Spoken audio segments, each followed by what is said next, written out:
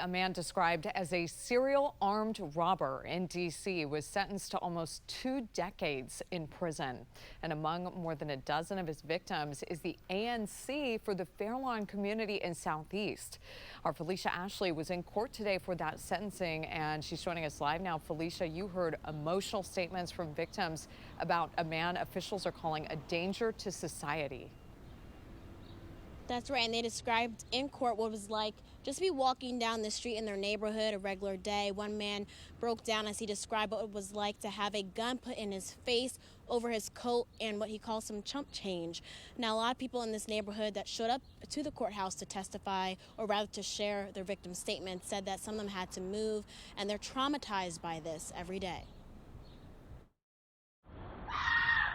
Screams like this ripped through the Fairlawn community for months. Mr. Crocker violated my sense of security, my sense of safety. Tom Donahue was on his way to the corner store. He pulled a gun to my face and demanded me to give him my phone, my wallet, my money. 25-year-old David Crocker did this to nearly 12 victims for months. Take a look at this video, catching him nearly 16 times. Walking down the street with his hand in a bag attached to a gun, and if anybody would walk out onto the sidewalk, he'd pull it on him. Crocker pleaded guilty and was sentenced to 18 years in prison.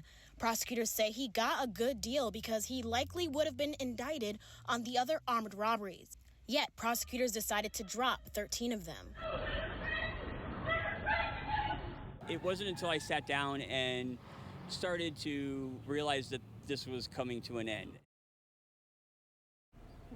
Now, we are still working to find out why the U.S. Attorney's Office decided to not go for those other 13 charges, especially in the court documents said they were confident that he would have been held accountable for them.